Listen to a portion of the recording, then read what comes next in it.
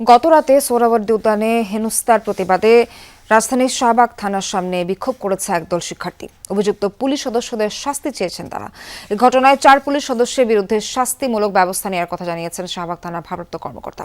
Matador নিয়ে এলো smart ইনস্টাওয়াল। এটি ইঞ্জিনিয়ারিং প্লাস্টিকে তৈরি মজবুত দেয়াল। সোমবার রাত সোহরাওয়ার্দী উদ্যানে পুলিশের মাদক বিরোধী অভিযান চলে। দৌড়ঝাঁপ, তর্ক বিতর্ক। সমীকরণ কি দাঁড় করাচ্ছেন?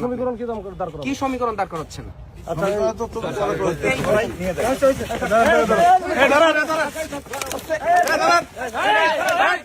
অভিযানের এক পর্যায়ে চড়াও হয় পুলিশ। এ সময় সংবাদ সংগ্রহ করতে যাওয়া কয়েকজন সাংবাদিক আহত হন বেধড়ক মারধরে। পেশাগত পরিচয় দেবার পরও পেটায় অতি উৎসাহী কয়েকজন।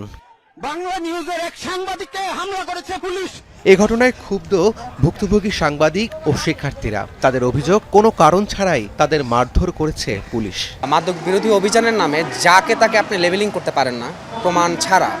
আমার কাছে প্রমাণ কিছু না পাওয়ার পরও, নিরপরাধী হওয়ার পরও আমার গায়ে হাত তোলা হয়েছে। শুধু আমার না, আমার সাথে এক বন্ধুকেও গায়ে হাত তোলা হয়েছে। তারা ঢাকা বিশ্ববিদ্যালয়ের শিক্ষার্থীদেরকে পেটাচ্ছিল। এটা ভিডিও করাই হচ্ছে আমার উপরে হামলা করার একমাত্র কারণ। এর বাইরে আমি আসলে কোনো ইন্টেনশন খুঁজে পাই না। পুলিশের এমন আচরণের প্রতিবাদ জানিয়ে শাহবাগ থানার সামনে অবস্থান নিয়ে মঙ্গলবার বিক্ষোভ করেন ঢাকা বিশ্ববিদ্যালয়ের শিক্ষার্থীরা। আমাদের ঢাকা বিশ্ববিদ্যালয়ের কোরআনের শিক্ষার্থীরা যদি কেউ তার কালো হাত দেয় অন্যায়ভাবে, সে হাত কিভাবে ভেঙে দিতে হয় আমরা শিক্ষার্থীরা খুব ভালোভাবে সেটা জানি। আমরা দেখি যে শাহবাগ থানা থেকে যখন অভিযান বের হয়, তখন ডিসি মাসুদ সাহেব 10-12টা পেজ নিয়ে লাইভ করতে করতে তারপর অভিযানে যায়। এইটা মানে সাইরেন বাজিয়ে 14তে যাওয়ার মতো একটা ব্যাপার। আপনার যদি আসলে নিয়ত থাকে আপনি মাদক ব্যবসায়ী ধরবেন, আপনি কি লাইভে দেখা যাবেন নাকি যে আপনি মাদক যাচ্ছেন? ওইখানে আমরা এডিসিকে জিজ্ঞেস করছিলাম যে এখানে যে আক্রমণ করছে, আক্রমণের নেতৃত্ব দেওয়ার লোকটার নাম বলেন। সেই ডিসি মাসুদের নাম নিতে পারছে না। তো যে ডিসি মাসুদ যে আক্রমণ করছে, অপরাধীর নাম যে নিতে পারছে না, সে কিসের তদন্ত করবে, কিসের ভরসা দিবে?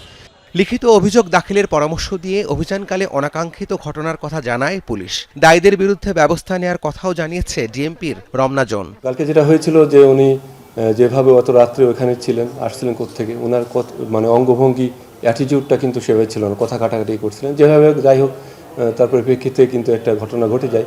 তো এটাকে নিয়ে কিন্তু আমরা কাজ করছি। অলরেডি যে 4 জন পুলিশ সদস্যটাকে আইডেন্টিফাইড করা হয়েছে। তদন্ত সাপেক্ষে ওদের বিরুদ্ধে কিন্তু যে হলে আমরা ব্যবস্থা গ্রহণ করব।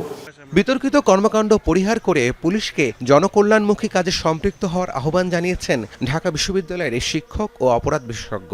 মূলত যাদেরকে আইনের আওতায় আনতে হবে সেটি হচ্ছে এখানে মাদক বিক্রি করছে কে, কারা সাপ্লাই দিচ্ছে এবং এই মাদক বিক্রির পেছনের পৃষ্ঠপোষক কারা। এদের বিরুদ্ধে যদি পুলিশ অনেক বেশি আইনগত প্রক্রিয়ার মাধ্যমে তাদেরকে দমন করে, তাদের এই অবস্থাগুলোকে নিয়ন্ত্রণ করে, তখন সাধারণ মানুষ সেই জায়গাতে তাদেরকে বাহবা দিবে অথবা ইতিবাচকভাবে গ্রহণ করবে।